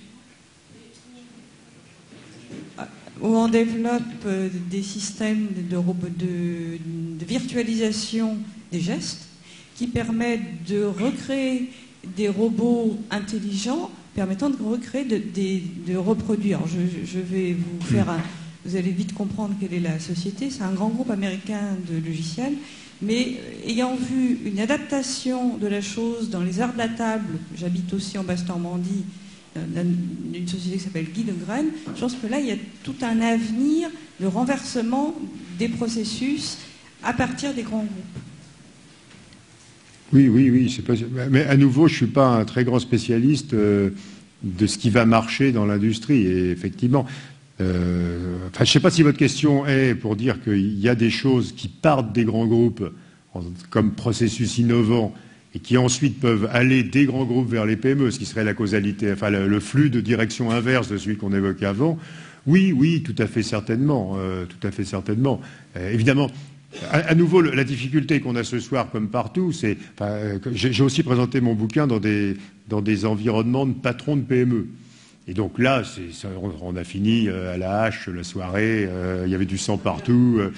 Parce qu'évidemment, ceux qui sont là, il y a un biais de sélection monstrueux, quoi, je veux dire. Et donc, évidemment, on ne prétend pas décrire une réalité exhaustive, quoi. On décrit des moyennes, et même géographiquement. Enfin, je veux dire, parce que il se passe des choses dans certains endroits qui sont, à nouveau, quand vous allez à Lyon, j'ai l'impression que vous êtes plus près du modèle des régions allemandes qui marchent que du modèle moyen de la France, quoi. À nouveau, en termes de collaboration, imbrication entre la municipalité, les grands groupes, les universités. Donc, on décrit que des moyennes. Donc, vous avez raison, il y a sûrement des produits qui descendent des grands groupes et qui vont ensuite vers les PME. Il me semble que ce qui est bien documenté par mes camarades qui travaillent sur l'innovation, c'est que quand même en moyenne, aujourd'hui, le flux est dans l'autre sens. C'est-à-dire que l'innovation se fait dans les PME, comme on le disait avant, ensuite est plutôt utilisée par les grands groupes, et ensuite que les grands groupes, et il y a plein de gens, il y a beaucoup de Hollandais qui travaillent là-dessus dans les universités hollandaises, à Tilburg, etc., que les grands groupes ont quand même une pratique assez intense de stérilisation de l'innovation. C'est-à-dire que, par exemple, il y a énormément de dépôts de brevets par les grands groupes qui sont suivis d'aucune fabrication à aucun moment. Et donc les grands groupes fabriquent aussi de l'innovation qui ne va jamais sortir sous forme de produit. Donc il me semble que le consensus dans les économistes de l'innovation, mais à nouveau je cite des travaux que je ne fais pas moi-même, est plutôt que c'est les PME qui fabriquent les innovations qui deviennent des produits et qu'après, effectivement, il y a une phase d'industrialisation qui peut être compliquée et qui peut nécessiter qu'intervienne un gros groupe. Mais je suis d'accord avec vous, ça existe évidemment dans l'autre sens. Évidemment. Mais je suis assez frappé, moi je suis administrateur de quelques grands groupes. J'ai été assez frappé en commençant à faire ça, à travailler dans ces conseils d'administration, de la proportion entre la partie du développement du groupe qui était vraiment le développement interne du groupe et le parti du développement du groupe qui était des acquisitions. On est dans des proportions parfois d'acquisitions qui sont les 3/4 de la croissance du groupe, quoi, par rapport à ce qui vient réellement des investissements de développement du groupe. Donc c'est quand même en proportion, j'ai l'impression que c'est plutôt les grands groupes qui s'approprient de ce qui a été créé autour d'eux, quoi, que dans l'autre sens. Mais vous avez raison, il y a sûrement un flux descendant aussi depuis les grands groupes. Monsieur, vous voulez intervenir ?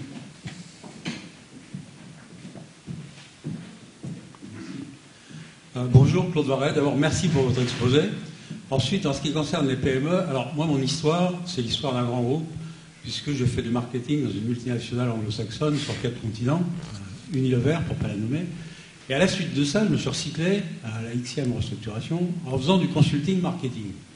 Et une chose que j'ai constatée, c'est qu'en fait, les PME peuvent être éventuellement intéressées, mais elles ne sont pas intéressées à vous payer. Donc le résultat, c'est que moi, je fais du consulting uniquement avec des sociétés du CAC 40. Et à partir de là, moi, je voudrais élargir mon commentaire. C'est est-ce que les PME recrutent effectivement les gens du niveau dont elles ont besoin pour les aider à développer leur entreprise? Il y a aussi une fermeture au consulting qui est totalement différente de l'attitude qu'on trouve par exemple en Angleterre où j'ai vécu. Et tout à l'heure, vous avez dit un des points, c'était le recrutement de jeunes scientifiques, puisqu'ils nous ont fait comme commentaire, on ne veut pas aller dans les PME. Alors on peut se poser la question, pourquoi est-ce qu'ils ne veulent pas aller dans ces PME? C'est peut-être parce qu'en fait, on ne veut pas les payer et parce qu'ils n'y voient pas d'avenir.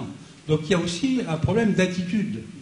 Bon, ce sont des questions que je pose, je n'ai malheureusement pas les solutions à ces questions. Oui, non, c'est intéressant, parce qu'on est vraiment dans le débat pour ça. C'est le débat BEFA, quoi, je veux dire. Est-ce qu'on peut faire confiance aux PME pour nous fabriquer de la croissance? Ouais, je crois qu'effectivement, j'ai l'impression, alors c'est des choses qu'on regarde avec une optique différente, j'ai l'impression qu'aujourd'hui, les PME françaises, je parle plutôt des PME françaises, parce qu'évidemment, si vous allez au Canada, sont dans une logique extrêmement défensive.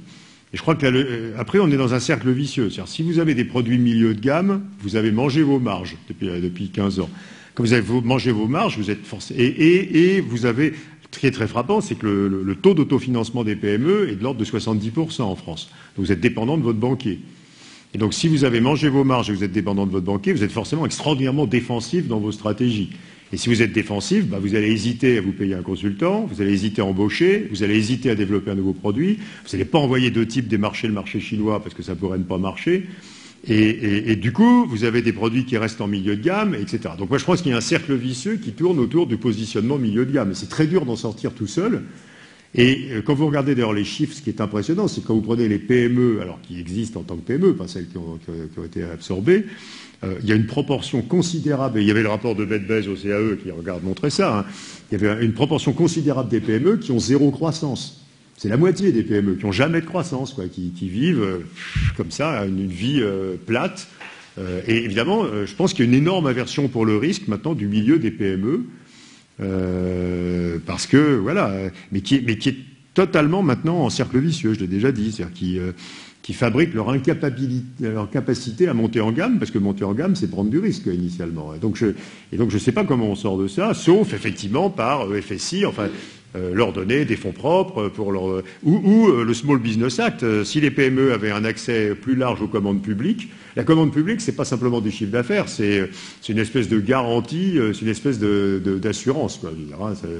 Alors c'est vrai qu'il faudrait que l'État paye aussi avec des délais raisonnables pour que ce soit complètement vrai, mais dans un monde idéal où l'État paierait avec des délais raisonnables, la commande publique pour une PME, ça lui permet de prendre du risque ailleurs, quoi. Et je crois que c'est comme ça que ça fonctionne aux États-Unis. Je pense qu'on a vraiment des PME extrêmement défensives, donc elles investissent effectivement peu. Et comme il y a des travaux très intéressants de la Banque de France, par exemple, qui regardent ces choses-là, vous voyez très bien ça, c'est-à-dire qu'au cours du temps, les PME ont reconstitué leurs fonds propres en investissant peu, en compressant tous les coûts, et donc elles sont dans une espèce de logique de sac de sable, quoi, de plus en plus défensive au cours du temps. Et je crois que ça, c'est un des gros problèmes aussi. Et c'est lié à mon point sur le niveau de gamme, il me semble complètement. Mais vous avez, si vous permettez, vous avez parlé du Small Business Admin, où on aidait effectivement les PME, c'était lié à ça, mais c'est peut-être quelque chose qu'on pourrait faire en France. Ah oui, mais alors attendez. Un système qui permette de déployer des ressources. Il y a au moins 3 rapports du CAE sur les PME qui, tous les 3, et sous 3 premiers ministres différents, sont fait les avocats ardents du Small Business Act. Il me semble que tous les candidats à la présidentielle disent qu'ils le feront, donc on a quelque espoir qu'ils ne le feront pas. Et donc, mais c'est vrai qu'on aurait pu faire le Small Business Act il y a 10 ans. Et à nouveau, indépendamment de la commande publique, qui a l'air d'être le point qui coince, quoi, dans le. Monsieur voulait intervenir également, et ensuite Monsieur Derrière. Bonsoir, Michel Le Petit, de Shift Project. Patrick, tu as parlé de l'industrie en tant que telle. Moi, j'ai une question sur l'Angleterre, qui, dans son grand désarroi, pousse ce qu'ils appellent le rebalancing, donc de relancer l'industrie face au secteur des services. Donc, qu'est-ce que tu penses du rebalancing? Et 2, s'il y a une telle démarche en Angleterre, c'est face à un service qui était dominant et qui s'est développé notamment à cause des services financiers qui ont pris une place là-bas gigantesque. Est-ce que tu pourrais faire un commentaire sur les services financiers et le tort qu'a causé l'hyper-développement des services financiers depuis 25 ans dans un certain nombre de pays, et sans doute moins en Allemagne? Oui, encore que quand on regarde la taille des services financiers en Allemagne, c'est plus gros qu'en France. Donc c'est quand même assez gros, les services financiers en Allemagne. Non, moi je crois effectivement, c'est une très bonne question, enfin, parce que j'ai oublié de le dire, donc je l'ai noté, la prochaine fois j'aurai 9 points, donc les suivants, ça sera pire. Il y a aussi une technique macroéconomique, je crois très clairement, et je crois que tu as complètement raison, les Américains et les Britanniques veulent se réindustrialiser.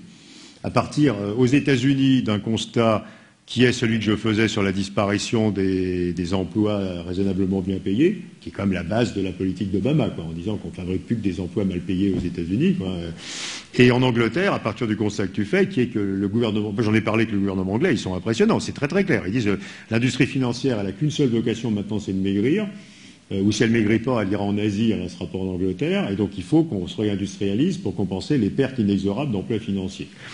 Et donc ensuite, la thèse anglaise, c'est de dire on va utiliser pour ça 2 instruments macroéconomiques. Le premier, c'est la dépréciation du change. Alors pour l'instant, ils n'y arrivent pas trop, parce qu'ils n'ont pas de chance, les Grecs les en empêchent, quoi. Mais ça viendra. Les Américains y arrivent mieux. Et la seconde, c'est une réforme fiscale à l'irlandaise. Hein. Ce que les Anglais ont en tête, hein, c'est clairement, ils font pas maigrir, ils licencient pas 500 000 fonctionnaires pour le plaisir de réduire la taille des dépenses publiques. Ils réduisent 500 000 fonctionnaires pour pouvoir baisser les impôts sur les entreprises, pour faire de la concurrence fiscale sur le modèle irlandais.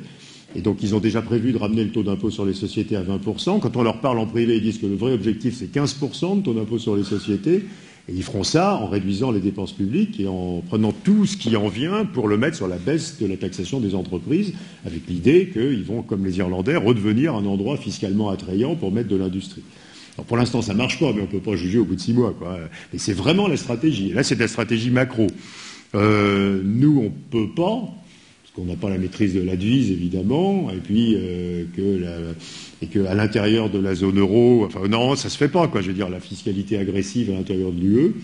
Et à nouveau, c'est pas les orientations, c'est l'harmonisation fiscale, c'est pas de laisser les États utiliser des techniques fiscales agressives. Clairement, les Anglais vont utiliser à la fois, ils vont essayer. Alors pour avoir la monnaie faible, après, il y a une recette pas compliquée. Si on met les taux d'intérêt à zéro et on crée une montagne de monnaie, ça finit bien par marcher, quoi. Donc ils y arriveront, il n'y a pas de doute. Ils créeront de la monnaie, ils maintiendront les taux à zéro le temps qu'il faut pour que leur devise se déprécie. Voilà, donc on va avoir deux concurrents très sérieux. Ce qui est très intéressant aussi aux États-Unis, je reviens sur mon point de tout à l'heure, c'est le changement de l'attitude sociale vis-à-vis de l'industrie. Enfin, il y a une industrie que je connais un peu qui est le raffinage de pétrole. Le raffinage de pétrole, c'était un truc... Enfin, la dernière raffinerie de pétrole construite aux États-Unis, c'est dans les années 70, quoi. Et maintenant, le gouverneur de la Louisiane se traîne auprès des compagnies pétrolières pour qu'elles construisent des raffineries en Louisiane, en leur disant, regardez, la main-d'œuvre est super pas chère aux États-Unis, donc si vous raffinez aux États-Unis, vous allez gagner un tas d'argent. On vous va faire des conditions fiscales absolument incroyables, etc. Et donc, il y a un changement complet d'attitude vis-à-vis de l'industrie. Maintenant, les élus américains se battent pour attirer de l'industrie à coup de subventions. Et effectivement, avec là, 1 heure de travail qui est à 22-23 euros contre 33 en Europe. Et donc, on va avoir deux concurrents redoutables. Je pense que les États-Unis vont se réindustrialiser. Alors, ça met 10 ans, hein, mais ils veulent le faire. Et ils utiliseront tous les moyens les moins sympathiques pour nous pour le faire. Je ne suis pas sûr que les Anglais y arrivent. Parce que c'est quand même, en Angleterre, ça va être compliqué quand même. Hein. L'industrie, c'est 8% du PIB en Angleterre, hein, donc ça va quand même être compliqué. Mais ils vont essayer. Et donc, on va avoir deux de nos grands partenaires qui vont avoir des monnaies structurellement faibles, des taux d'intérêt tout le temps à zéro, une fiscalité agressive. Enfin, et donc, ça va compliquer notre... Et les États-Unis, je pense qu'ils vont y arriver. Regardez l'automobile. On regarde ce qui se passe dans l'automobile. Les États-Unis recréent de la capacité de production dans l'automobile au détriment du reste du monde, quoi, y compris et en particulier de l'Europe. Hein. Et coûts salariaux moins chers et monnaie faible, donc ça va marcher. Hein. Les États-Unis, c'est un vrai danger. Monsieur voulait intervenir, ensuite monsieur. Merci. Jean-Pierre Chevalier, je suis à l'Agence nationale de la recherche. Je n'ai pas du tout économiste. Je suis physicien de formation. Je ne suis pas du tout physicien, donc je devrais. Mais... Ma préoccupation concerne les limites physiques. Dans votre approche, qui est une approche économique, j'ai l'impression qu'elle fait partie, en gros, de ce qu'on a aujourd'hui. De tous les travaux qu'on peut voir aujourd'hui, j'ai l'impression que les éléments qui étaient nécessaires pour la première révolution industrielle, c'était de l'énergie à gogo, des matières premières à gogo et de la technologie. On est retrouvé dans une situation où on n'a plus rien à gogo sauf la technologie. Donc je me demande si un des espoirs, c'est une idée que je vous propose, c'est pas tellement une réindustrialisation à l'ancienne, qui répond à l'image que vous avez sur votre couverture de livre. Mais ça, c'est des histoires d'éditeurs, vous savez, on maîtrise pas tout. Hein. Mais même une usine aujourd'hui un peu moderne ne devrait pas sortir des fumées, sauf de la vapeur. Mais une industrie qui est tournée vers des produits qui ont une nature différente, donc beaucoup plus durable, beaucoup plus économe en matières premières, beaucoup plus économe en énergie, en empreinte d'eau. Et si c'est presque un virage que les Chinois n'ont pas pu faire parce qu'ils ont démarré trop tôt. Donc je me demande si on n'a pas une fenêtre d'opportunité vers une industrie qui serait différente, qui aurait une valeur sociale beaucoup plus acceptable, pour des raisons intrinsèques. Et qui, obligatoirement, viserait une valeur ajoutée significative. Oui, j'aurais dû en parler. Évidemment, j'ai oublié plein de choses. Je suis entièrement convaincu. Il y a des choses qui s'essayent. Par exemple, il y a l'enfouissement du CO2, hein, qui est un exemple que je connais, donc j'en parle, mais qui serait quand même, si on le généralisait, quelque chose qui sera extraordinairement, enfin compliqué techniquement, mais extraordinairement créateur d'emplois. Oui, je suis entièrement d'accord avec vous. Je ne sais pas bien donner d'exemple précis de ça, mais c'est vrai qu'il y a un problème. C'est vrai qu'il y a un problème. Moi, je suis tout complètement convaincu qu'il y a un problème de... Alors ça, en général, c'est un journaliste qui me demande si la France va perdre son triple A. Donc j'aurais dû mettre un répondeur disant si votre question est la France va-t-elle perdre son triple A, la réponse est oui. Je vais l'éteindre parce qu'après il rappelle en général les journalistes, vous avez toutes les... Non, je suis méchant. Mais... et donc, ouais, mais qu'est-ce que vous avez à l'esprit des choses? Je pense que votre commentaire sur tout et partout, c'est la même chose. C'est-à-dire les biens de consommation courante qui dureraient plus longtemps. Je pense qu'il y a un modèle économique à se développer. L'association de produits avec les services liés aux produits. Oui. Donc typiquement, il y a quelque chose de relativement localisé. Alors les exemples qui existent aujourd'hui, c'est que Michelin vend plus de pneus aviation, mais vend un nombre d'atterrissages. Le jour où Darty me propose un service de machine à laver plutôt qu'une machine qui tombe en panne, je suis preneur, même si financièrement, ce n'est pas forcément à mon avantage, mais en termes d'embêtement, ça le serait. Je suis complètement convaincu. Donc, ça passe vraiment par une qualité du produit et je pense que le consommateur aujourd'hui, après avoir surconsommé des objets de qualité médiocre, est presque prêt à envisager, à condition que ce soit relativement accessible, des objets qui durent plus longtemps. L'exemple que je donne dans mes cours, c'est très simple, j'utilise la cocotte en fonte de ma grand-mère et elle n'est pas prête de disparaître. Et l'objet à ce moment-là a non seulement une valeur marche, mais presque une valeur affective parce que c'est le même que j'ai depuis quand même année. Donc il y a de la place, je crois. Non, je suis entièrement d'accord avec vous. Il y a d'autres exemples, effectivement. Vous savez qu'aux États-Unis, il se développe très très rapidement un secteur. Les gens appellent ça non-ownership. Vous utilisez des biens, mais vous n'êtes jamais propriétaire. Donc les gens, ça va même jusqu'à l'immobilier. Les gens louent leur maison, puis leur maison de vacances, bien sûr les voitures, et donc effectivement, ça crée une demande de produits industriels qui n'est pas une demande de propriété, qui est une demande de location en fait de produits industriels. Non, je suis complètement d'accord. Je vous posez une autre question d'ailleurs, qui est la mesure des gains de productivité dans l'industrie dont je parlais tout à l'heure, puisque vous savez que c'est le débat sur les effets qualité.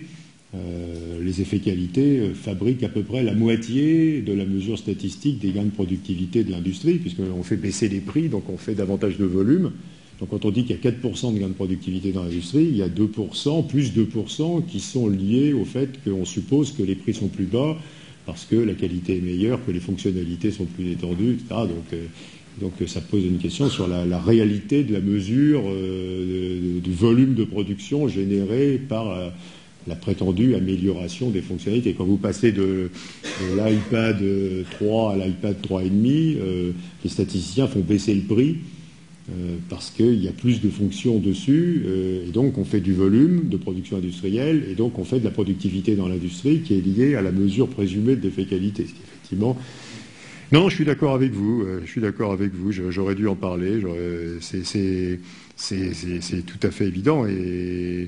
Et simplement, le point reste le même. C'est-à-dire que si ce type de biens plus durables, etc., se développe, il faudra les fabriquer nous-mêmes et pas les importer des pays qui commenceront à les faire eux-mêmes. Donc là, la problématique, sur le fond, reste la même. Non, mais à nouveau, à aucun moment dans ce bouquin, on ne défend l'idée, alors c'est vrai que la couverture, on n'aurait pas pu faire ça, à aucun moment on ne défend l'idée qui, si on émettait 2 fois plus de CO2, ça serait mieux, et on ne dit pas ça. Hein. Et d'ailleurs, en industrie, on dit au début, mais j'aurais dû le dire aussi, décidément, il faudrait que je révise, ce qu'on appelle industrie, c'est pas l'industrie. En gros, c'est toutes les activités économiques qui créent des emplois relativement bien qualifiés, relativement bien payés, et qui produisent des biens ou des services qu'on peut vendre aux autres pays. Hein, c'est une définition qui est celle qu'on a à l'esprit. Donc clairement, le tourisme, par exemple, c'est de l'industrie. C'est pas des services. Hein. Monsieur voulait intervenir. Je crois qu'il y avait des questions des internautes aussi, non ? Que je poserai après votre question. Merci. Merci, bonsoir. Thierry Lange, délégation interministérielle à l'intelligence économique. 2 questions. La première, à vous écouter, c'est quand même la France, l'économie française contre les intérêts des grands groupes. Est-ce que ça ne doit pas amener fréquemment à faire des torsions de poignets, en fait, pour éviter les délocalisations ? les administrations qui essaient d'accompagner les entreprises à l'export, essaient de développer la théorie, enfin, le type de France de l'export, entre guillemets, et donc demander aux grands groupes de prendre des engagements pour emmener des PME à l'étranger. Je trouve ses limites, mais est-ce que ce n'est pas une voie pour essayer de dépasser cette dichotomie? Et alors la deuxième question, c'est, vous parlez de monter en gamme. Est-ce que ce n'est pas finalement la stratégie de se spécialiser peu ou prou dans le luxe, dans toutes les branches, c'est-à-dire une énorme niche? Je vais répondre à vos deux questions. La première, on est entièrement d'accord, je crois d'ailleurs que je l'ai dit. Enfin, c'est comme ça que pratiquent les grands groupes allemands. Hein, quand vous allez, d'ailleurs, c'est très intéressant d'aller en Chine ou en Russie et de voir les foires, les visites, etc. Enfin, les grands groupes allemands se baladent entourés de leurs sous-traitants. J'ai rarement vu un grand groupe français partir à l'étranger entouré de ses sous-traitants. Donc la relation, je reviens à mon point, je crois que nous disons la même chose de manière différente. La relation grand groupe sous-traitant est profondément malsaine en France. Et je crois que c'est ça qu'il faut traiter, parce que si vous aviez une relation saine grand groupe sous-traitant, assez naturellement, alors les grands groupes essaieraient de faire grandir les sous-traitants, donc essaieraient de leur trouver des marchés à l'export, enfin... donc je crois que c'est ça qu'il faut traiter. Il faut expliquer aux patrons des grands groupes que c'est leur intérêt. Que si leur relation avec leurs sous-traitants, c'est exclusivement de baisser les prix, c'est pas dans leur intérêt, même à eux, grands groupes, parce que leurs sous-traitants vont pas être bons, vont pas être gros, et même dans certains cas, il y a des exemples où un grand groupe avait fait faire faillite à tous ses sous-traitants dans un secteur, hein, donc c'est quand même un peu exagéré. Donc je suis entièrement d'accord. Je pense qu'il faut donner des moyens à Volo et pour que vraiment essayer de faire ça de façon intelligente, pas en tordant le poignet, je suis pas sûr. On essaie d'expliquer aux patrons des grands groupes que c'est leur intérêt de faire autrement, quoi, avec les sous-traitants. Il y a des grands groupes qui ont des images très sympathiques dans le public et qui sont totalement abominables avec les PME qui travaillent pour eux. Hein, donc, et puis sur la montée, oui, enfin, je sais pas, on est aussi complètement d'accord. Enfin, je veux dire, à nouveau, on avait vraiment regardé ça avec Lionel Fontanier, que vous connaissez peut-être, c'est le roi absolu de la base de données du commerce international.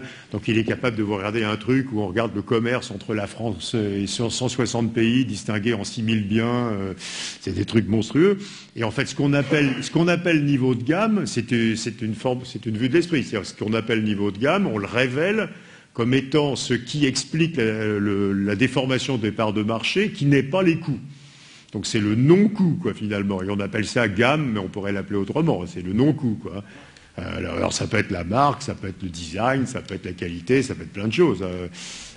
Et on trouve qu'effectivement, à nouveau pour tous les biens, sur tous les marchés, de façon très générale, on explique extrêmement peu, mais au niveau très très fin, vous voyez, hein, c'est des exportations au niveau très fin entre la France et les autres pays, on explique très très peu de la déformation de la part de marché de la France par la compétitivité coût. Ça existe, mais on le disait déjà, bon, c'est très secondaire par rapport au non-coût.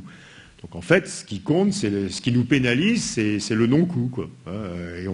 Alors que les Allemands, vous voyez bien, c'est dans l'autre sens, quoi. Quand vous décomposez les causes des évolutions de partage de marché. Donc on a un non-coût qui nous fait perdre des parts de marché. C'est pas seulement négatif, mais il est de plus en plus négatif, quoi.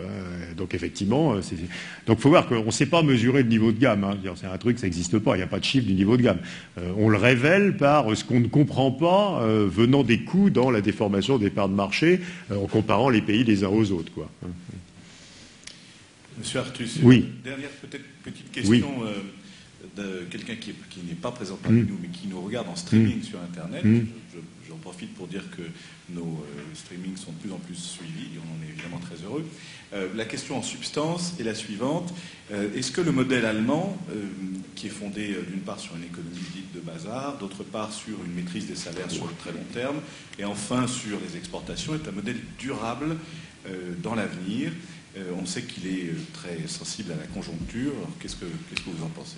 Il y a le cycle et la structure. Hein. Je veux dire, cycliquement, l'économie allemande est une économie beaucoup plus cyclique que l'économie française, simplement parce que l'industrie est plus grosse et que les exportations sont beaucoup plus grosses. Donc quand le reste de la zone euro va mal, l'Allemagne va très mal. C'est pour ça que l'Allemagne va aller très mal l'année prochaine, ce que les Allemands commencent à comprendre. Mais ça, c'est pas très important. Je crois que j'ai complètement oublié de le dire, parce que j'avais noté de vous le dire. Il y a une très grande différence entre la France et l'Allemagne sur le modèle de délocalisation. Les délocalisations de l'Allemagne sont beaucoup plus importantes que celles de la France. Hein. En gros, l'Allemagne a délocalisé 3 fois plus que nous. Sauf que c'est une délocalisation très différente. Quand vous regardez, par exemple, et c'est très bien documenté par nombre de travaux d'universitaires qu'on cite dans le bouquin allemand, ce que les Allemands sont allés chercher en Europe centrale, ce sont des emplois très qualifiés. Donc en fait, le modèle de délocalisation de l'Allemagne, ça consiste à fabriquer du haut de gamme dans les pays émergents en récupérant les salariés très qualifiés ou les ingénieurs des émergents. Donc en fait, ils ont baissé le prix du haut de gamme en utilisant la main-d'œuvre qualifiée des émergents. Ce qui est extrêmement malin, et au bout d'un certain nombre d'années, à refabriquer des emplois en Allemagne, y compris pour les salariés très qualifiés, parce que du coup, les Allemands ont fait du haut de gamme moins cher et ont gagné des parts de marché en montant en gamme. Hein. Tandis que les Français, à nouveau, il y a plein d'exceptions, donc il y a sûrement quelqu'un dans la salle qui fait juste l'inverse, mais en moyenne, les Français ont délocalisé pour fabriquer du plus bas de gamme qu'en France avec de la main-d'œuvre peu qualifiée. Et donc, ça ne crée pas d'emplois en retour en France, et 2, ça tire vers le bas le niveau de gamme des entreprises. Donc les Allemands ont réussi à tirer vers le haut le niveau de gamme de leurs entreprises sans augmenter leur prix en faisant travailler les ingénieurs d'Europe centrale, pour faire simple, ce qui est vachement malin comme modèle. Alors peut-être ça arrive-t-il en France. Le commentaire sur ce qui s'est passé les décisions de PSA récentes, en général, il y a souvent des gens de PSA dans la salle, donc j'en dis ce que j'en sais, est très négatif en général, surtout sur l'aspect PSA va délocaliser une partie de ses bureaux d'études. Enfin, ils font juste 15 ans après ce que les Allemands ont tous fait, quoi. Je dirais, c'est-à-dire de dire, il n'y a pas que des gens qui travaillent à la chaîne dans les pays émergents. Si vous regardez les données de l'OCDE qui sont discutables, mais enfin, la fraction de la population active qui est très hautement qualifiée dans beaucoup de pays d'Europe centrale est la même qu'en France. En Pologne, en République tchèque, donc des populations très qualifiées, avec des salaires beaucoup plus bas. Donc c'est ça que les Allemands sont allés chercher en délocalisant. Et donc je crois que c'est une différence énorme qui, pour moi, rend le modèle allemand extrêmement intéressant parce que alors bien sûr c'est très dur au début, mais aujourd'hui l'Allemagne crée en dehors du cycle, mais aujourd'hui crée des emplois dans l'industrie en Allemagne, comme effet de retour du fait d'avoir maintenu ses parts de marché de cette manière. Donc voilà, donc je crois que le modèle allemand il n'est pas bon sur tout. Les entreprises allemandes font des profits extravagants dont elles ne se servent pas. Elle ferait mieux d'augmenter les salaires, d'ailleurs elle commence à le faire. Donc il y a plein de trucs à critiquer dans la macroéconomie de l'Allemagne. Il y a une compression de la demande intérieure qui ne sert plus à rien au niveau où on en est. Mais la pratique des entreprises allemandes, à la fois dans la relation avec les sous-traitants, on en parlait avant, dans la façon dont ils sont allés travailler dans les pays émergents, alors là, il est très supérieur en moyenne à la pratique des groupes français, quoi. Merci beaucoup. Alors c'était un choc, je dis un mot, on cite en note de bas de page dans le bouquin l'universitaire allemand, quand elle a commencé en Allemagne à prouver, dans le milieu académique allemand, qu'en fait les salariés des groupes industriels allemands en Europe de l'Est étaient en moyenne plus qualifiés que les salariés des groupes industriels allemands en Allemagne, on l'a pris pour une cinglée. N'empêche que c'est vrai, quoi. Et maintenant tout le monde en Allemagne en convient, mais ça a été un énorme choc, y compris pour les Allemands, quoi. On a su profiter de l'excellence de l'éducation et de la culture scientifique dans l'ex-bloc de l'Est. Oui. En quelque sorte. Merci infiniment. Merci à tous. Merci à vous tous.